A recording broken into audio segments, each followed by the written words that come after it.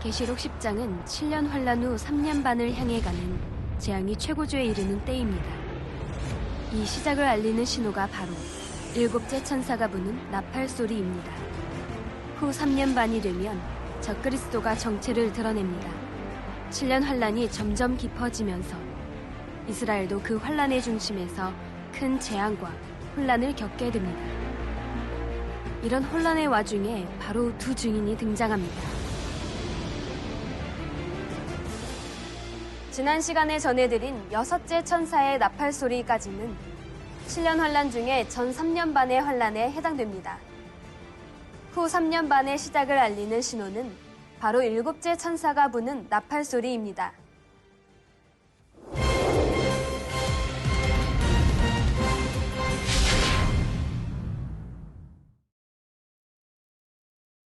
계시록 10장은 7년 환란 전체로 볼 때 재앙이 최고조에 이르는 때입니다. 2절에서 3절에 그 손에 펴놓인 작은 책을 들고 그 오른발은 바다를 밟고 왼발은 땅을 밟고 사자에 부르짖는 것 같이 큰 소리로 외치니 외칠 때에 일곱 우레가 그 소리를 바라더라 했습니다. 여기서 굳이 작은 책이라는 것은 전체적인 내용이 담긴 책이 아니라 일부의 내용이 담긴 책이기 때문입니다. 곧 후 3년 반에 있을 내용들만이 담긴 책입니다.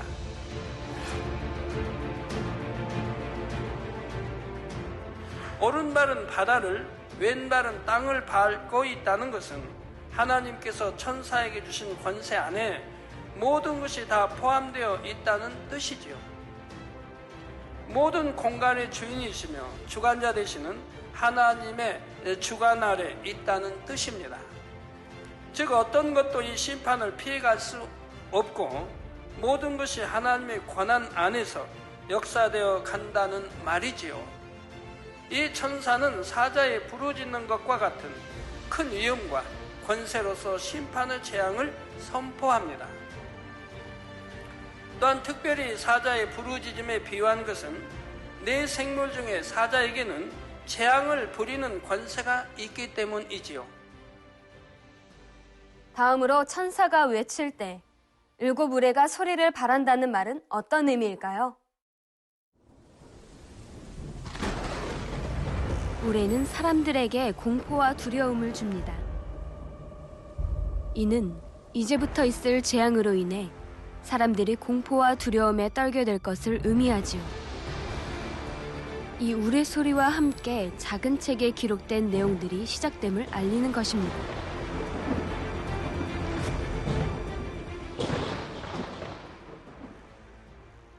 계시록 10장 4절에 일곱 우레가 발할 때에 내가 기록하려고 하다가 곧 들으니 하늘에서 소리나서 말하기를 일곱 우레가 발한 것을 임몽하고 기록하지 말라 하더라 했습니다. 그런데 계시록 22장 10절에 보면 오히려 또 내게 말하되 이 책의 예언의 말씀을 임봉하지 말라 내가 가까우니라 하셨지요. 그렇다면 왜 지금 일곱 우레가 발한 것은 임봉하고 기록하지 말라 하시는 것일까요? 하나님의 뜻은 당연히 요한계시록 말씀이 밝히 풀어져 선포되는 것입니다. 그래서 계시록 22장 19절에는 만일 누구든지 이 책의 예언의 말씀에서 제하여 버리면 하나님이 이 책에 기록된 생명나무와 및 거룩한 성에 참여함을 제하여 버리시리라 이렇게까지 말씀하고 계십니다. 그런데 요한계시록은 세상 끝날에 있을 일을 기록해 놓은 책입니다. 따라서 그 내용이 풀어지는 시점이 매우 중요하지요. 주님의 재림이 가까워졌을 때 풀어져야 그 내용을 정확히 풀 수도 있고 가장 큰 효과를 낼 수도 있습니다.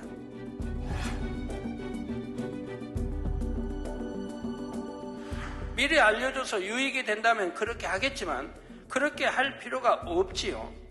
어차피 때가 되면 그 실체들이 드러나고 모든 것을 알게 되기 때문입니다.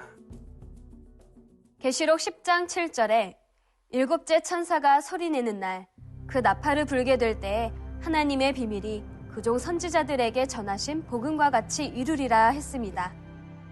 그렇다면 일곱째 천사의 나팔 소리와 함께 펼쳐지게 될 하나님의 비밀은 무엇일까요? 적그리스도의 멸망과 그 이후에 도래할 천년 왕국에 대한 것입니다.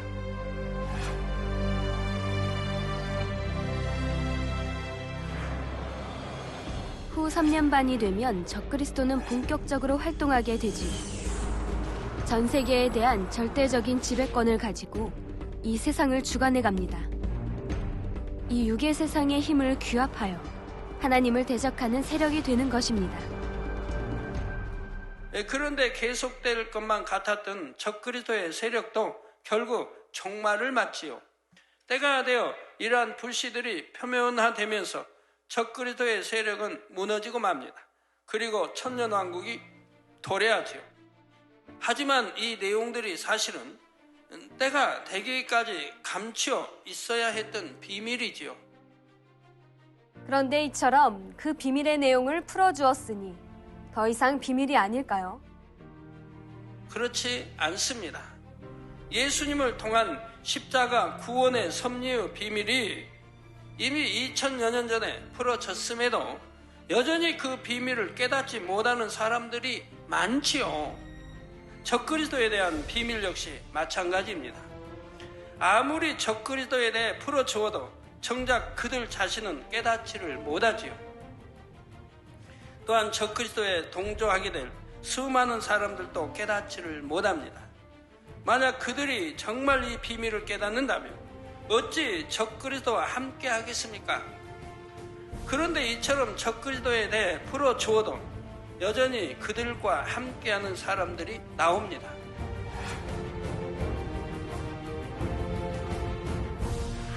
아무리 예수 그리스도에 대해 전해도 전혀 듣지 않는 사람들처럼 말입니다. 그래서 결국은 7년 환란 때가 되면 하나님을 대적하는 적그리스도의 세력에 동조하는 많은 사람들이 나오는 것이지요. 그러므로 여러분은 계시록 강의를 들을 영적인 귀가 열려 있음에 감사해야 됩니다.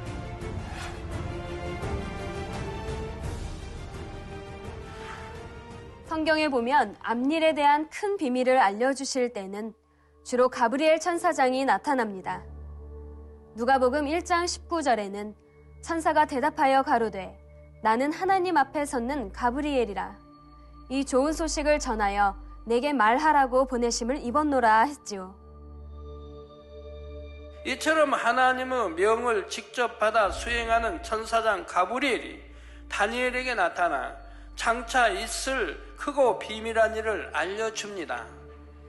그 중에는 세상 마지막에 있을 7년 환란에 대한 내용까지 있었습니다.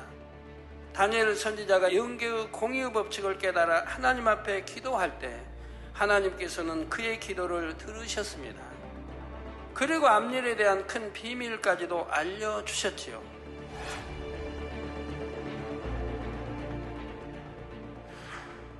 다니엘 9장 24절에서 27절에 그가 장차 많은 사람으로 더불어 한 이래 동안의 언약을 굳게 정하겠고 그가 그 일의 절반에 제사와 예물을 금지할 것이며 또 잠포하여 미운 물건이 날개를 의지하여 설 것이며 또 이미 정한 종말까지 진노가 황폐케 하는 자에게 쏟아지리라 하였느니라 했지요. 먼저 여기서 이래란 어떤 뜻일까요? 이래란 순 우리말로서 일주일 즉 7일을 의미합니다. 그런데 여기서 말하는 이래란 단순히 7일을 의미하는 것이 아니라 7년을 의미한다는 사실입니다. 하루를 1년으로 계산하는 것이지요. 민수기 14장 34절에 보면 왜 하루를 1년으로 계산하는지를 알 수가 있습니다. 너희가 그 땅을 탐지한 날수 40일의 하루를 1년으로 한사나요. 그 40년간 너희가 너희의 죄악을 질지니 너희가 나의 실어버림을 알리라 하셨지요. 바로 다니엘서에 기록된 이래 역시 이때의 하루는 1년을 의미하는 것입니다. 따라서 한 일에는 7년이 되고 이는 7년 환란의 기간을 의미하지요.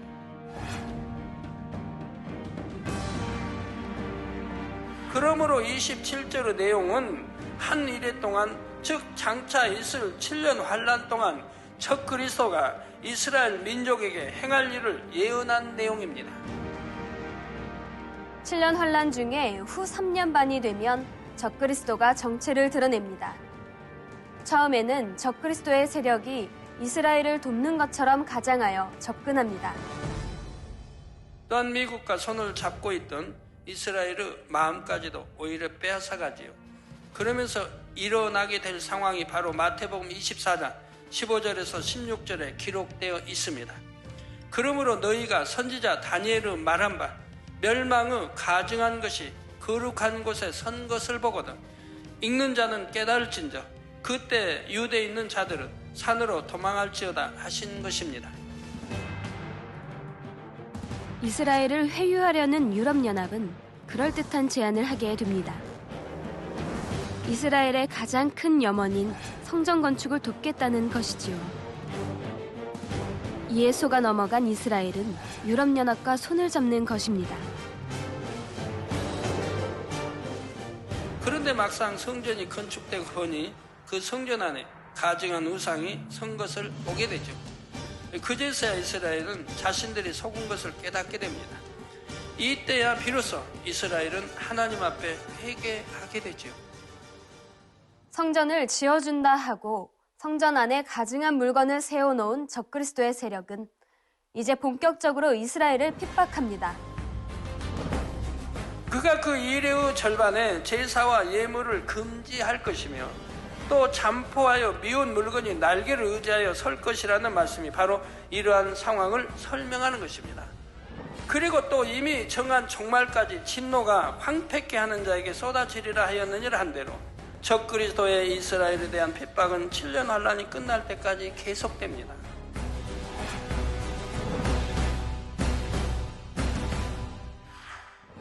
칠년 환란이 점점 깊어지면서 이스라엘도 그 환란의 중심에서 큰 재앙과 혼란을 겪게 됩니다. 세계 각국의 연합군이 격전하는 무대가 되어 나라와 국민들은 온통 피폐해져 갑니다. 그러나 이스라엘은 이런 환란 중에도 여전히 메시아를 기다립니다. 고난이 더해질수록 자신들을 구원할 왕 메시아를 더욱 사모하게 되죠.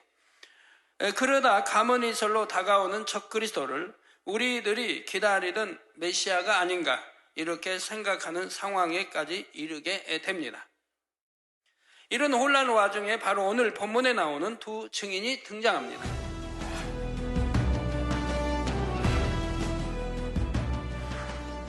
계시록 11장에는 7년 환란 중에 이스라엘을 향해 마지막 구원의 메시지를 선포하는 두 증인이 나옵니다.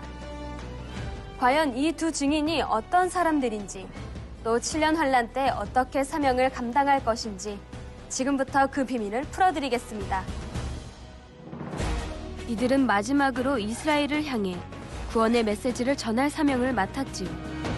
상상 못할 크고 놀라운 권능을 행하면서 구세주 예수 그리스도를 선포합니다. 계시록 11장 1절에서 2절에는 이 두 증인이 사역할 당시의 배경이 나옵니다. 또 내게 지팡이 같은 갈대를 주며 말하기를 일어나서 하나님의 성전과 제단과 그 안에서 경배하는 자들을 청량하되 성전 밖 마당은 청량하지 말고 그냥 두라. 이것을 이방인에게 주었은즉 저희가 거룩한 성을 42달 동안 짓밟으리라. 지팡이 같은 갈대란 믿음을 청량하는 도구입니다.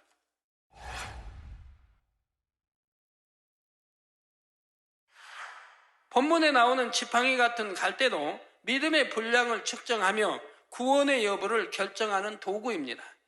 주님께서 공중에 재림하실 때 들림 받을지 땅에 남게 될지도 믿음의 정확한 측정에 따라 결정되지요. 7년 환란에 떨어진 사람들이 순교할 때도 그들의 모든 것이 정확히 측정됩니다. 그런데 이어지는 11장 2절 전반절에 성전 밖 마당은 청량하지 말고 그냥 두라. 이것을 이방인에게 주었은즉 했습니다. 성전 밖 마당은 이방인에게 주셨다 하신 것은 어떤 의미일까요? 성전 밖 마당을 이방인에게 주셨다는 것은 하나님께서 때가 차기까지 적 그리스도에게 전 세계를 주관해 갈 권세를 주셨다는 뜻입니다. 하나님께서 이렇게 그들을 내버려 두시는 것은 인간 경작의 섭리가 있기 때문입니다. 그나마 7년 환란 중에라도 적 그리스도의 권세 아래서 끝까지 믿음을 지켜 구원에 이를 영혼들을 가려내시려는 것이지요. 11장 2절 후반절에는 저희가 거룩한 성을 42달 동안 짓밟으리라 했습니다. 거룩한 성이란 하나님의 선민 이스라엘을 의미합니다.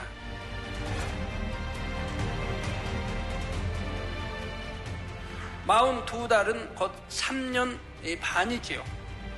이렇게 적그리스도가 이스라엘을 짓밟게 되면 원수 마귀는 아주 의기양양해집니다.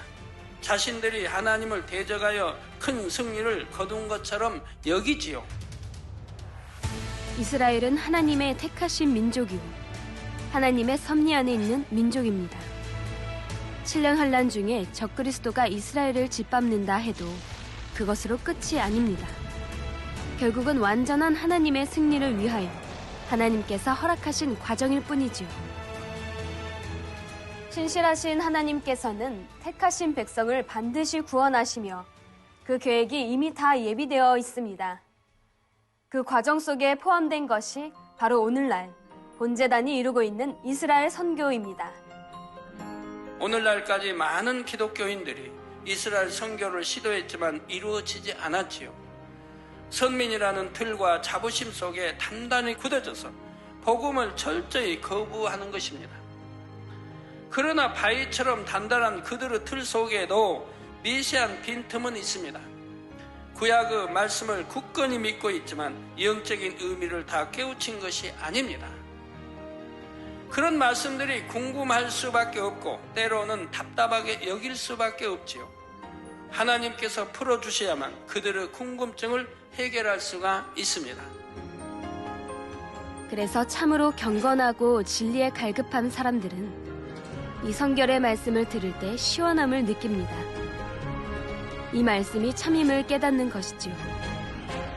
그리고 말씀을 확증하는 권능을 통해 이 말씀을 더욱 확신하게 됩니다. 뼛속 깊이까지 굳어진 정통 유대인들이라 해도 그들 중에 선한 중심을 가진 사람들은 결국 주님을 영접하게 되는 것입니다. 그런 사람들 중에 바로 두 증인도 있습니다. 본교의 사역은 씨를 뿌리는 역할입니다. 물론 본교회가 선교를 통해 많은 이스라엘 사람이 구원에 이르지만 이스라엘 전체를 복음화시키는 것은 아니지요. 그들이 본격적으로 사역을 하는 것은 우리가 휴거되고 난 후입니다. 그러나 휴거가 있기 전부터 이미 그들은 자신들의 사역을 준비하게 되지요. 하지만 우리가 뿌린 씨앗은 7년 환란 중에 본격적으로 열매를 맺지요. 이 두 증인을 통해 계속해서 더 많은 열매들이 맺혀지게 됩니다.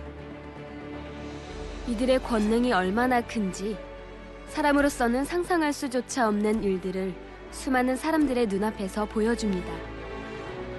이스라엘 백성들의 많은 수가 바로 이 두 증인의 사역을 통해 주님을 영접하게 되는 것입니다.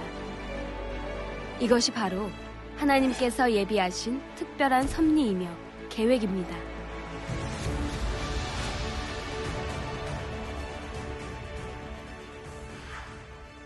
계시록 11장 2절 후반절에 거룩한 성이 3년 반 동안 적그리스도의 권세 아래 짓밟힌다 했습니다. 하지만 이것은 바로 이스라엘의 구원을 위해 반드시 필요한 공의입니다. 이러한 때가 이르기까지 하나님께서는 적그리스도가 이스라엘을 짓밟도록 허락하시지요. 이스라엘은 하나님의 특별한 은총을 입어 심히 놀라운 방법으로 구원을 얻게 됩니다. 자, 엄청난 권능을 가진 두 증인을 통해 의심할 수 없는 증거를 보게 되죠. 그러나 이런 은혜가 거저 주어질 수는 없습니다. 더구나 이미 경작의 문이 닫힌 7년 환란 때는 성령의 역사도 거두어진 때입니다. 이런 상황에서 이스라엘에게만 특별한 구원의 은혜가 주어지면 당연히 사단이 송사하게 되지요. 이스라엘만 그처럼 특별 대우하시면 형평성에 어긋납니다 하는 것입니다. 이런 송사가 없으려면 합당한 공의의 값을 치러야 합니다.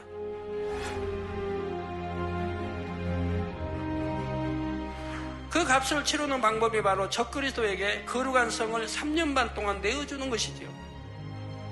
두 증인을 통한 하나님의 역사를 믿는 사람은 극심한 핍박 속에서도 승리하게 됩니다. 그냥 큰 권능을 보여주어서 믿고 구원에 이르게 하신 것이 아니라 믿음의 증거로서 핍박과 고난을 이겨낸 사람에게만 구원의 길이 열린다는 말입니다. 다음 시간에 두 증인에 대해 좀 더 구체적으로 살펴보겠습니다.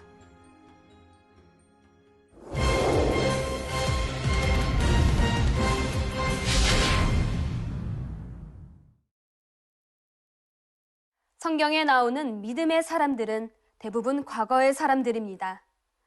그러나 계시록의 두 증인은 바로 지금 우리와 동일한 시대에 살고 있습니다. 여러분이 막상 두 증인의 소식을 듣게 된다면 그 감격은 상상 이상일 것입니다.